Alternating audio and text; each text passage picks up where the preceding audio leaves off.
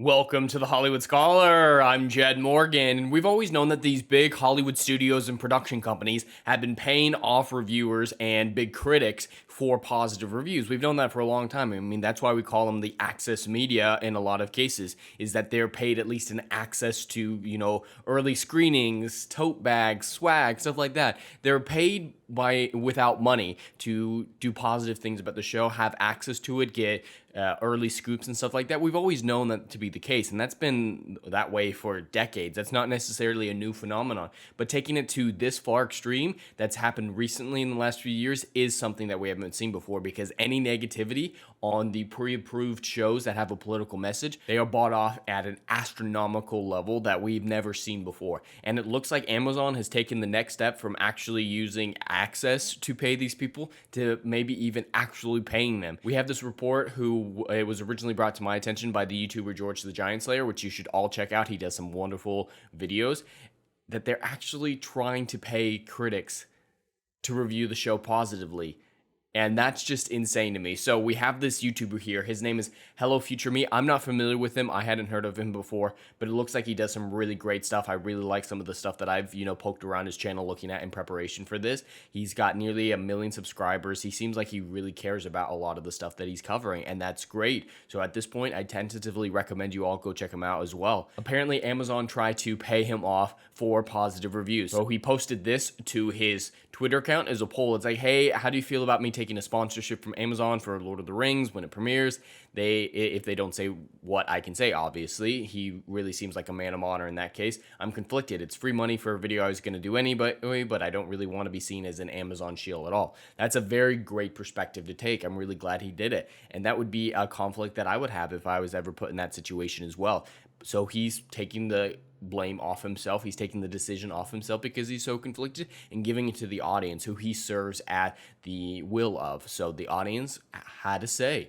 And so after this poll, after however it happened to him, he decided to reach back out to Amazon with this email that he posted to his community tab, which is basically like, hey, if we're going to do this, if you're going to sponsor me, I have to be able to say what I want to say. I want to have my own opinion. I want to be able to say what I think and have some authenticity, and that'll be the best way for the audience to believe me and actually go check out the product if I recommend it. It's the best thing for all of us involved. And they ghosted him after that. They tried to pay him, and then he said, no, I still want my own opinion, and they ghosted him. Why does that surprise anyone? That's exactly what I would have expected to happen, is authenticity is not allowed when it comes to these reviewers, especially if they're given access or money. So yeah, this is a straight up sponsorship that he was offered, and he turned it down because they wouldn't let him do what he wanted, say what he wanted. And I think that is incredible. And another point of evidence that is always pointed out that these people are access media, that they're shills, that they've been bought off, is because they're all using the same words. When the mainstream media sites came out and started praising the show, they were all using words like big, bold, and beautiful, which is very uncommon. Just like the Shang-Chi whole, it was inspirational, whatever the word was. But there's this short compilation done by George the Giant Slayer, all hail to him. Yeah, I just want to play a couple seconds of it where it's all these shills saying all the exact same thing. So let's check it out. What did you guys think of what we saw today? Pretty excited. Pretty excited, yeah. I think I've gone from cautiously optimistic to genuinely excited. Yeah, absolutely. Made me excited. I mean, it's just, I think I'm more excited than I have been yet. Excitement, cautiously optimistic. From cautiously optimistic to... I'm back to being cautiously optimistic. Definitely some excitement creeping in there. Definitely gave me excitement. Very excited. Very excited. So, you are in good hands. We, as Tolkien fans, are in good hands. This is really going to be in good hands. Yeah, totally. Wow. Hail to George. That was a great little compilation he did, and I really appreciate using that. But what the hell? They all use the same words. That's always a clear sign that they were given a script, that these reviews are not authentic and can be thrown out in perpetuity because they're not real. They're not honest. And that's something that I want to promise to you as my audience, is that I will always be honest. I'm never going to pretend to like something for money. I'm not going to pretend to like something for narrative. I'm not going to pretend to like something to get protected on Twitter, as we know from the Prey situation. I'm going to be honest with you guys, what I really think, and try to be of value to you, because without honesty, reviews are meaningless and worthless. It seems like Amazon is finding that out the hard way, and it is great to see. The backlash to this show has never before been seen, and Amazon is freaking out because, yeah, if the show was really doing as well as they said it is, they wouldn't need to do stuff like this.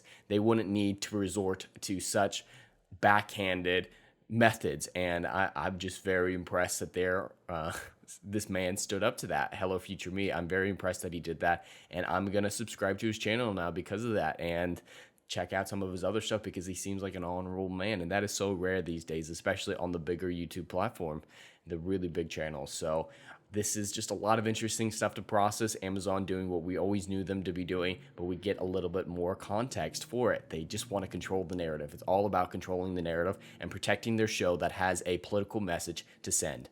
But anyway, that's all I have for today. I'd love to hear your thoughts in the comments below. Please like and subscribe, and we'll see you in the next video. Anon.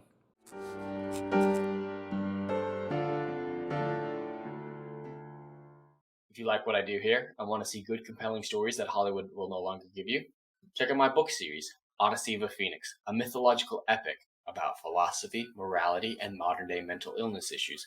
Books 1, Down in Flames, and Book 2, Apocalypse Then, currently on sale. Book 3, Kill the Dark, coming soon.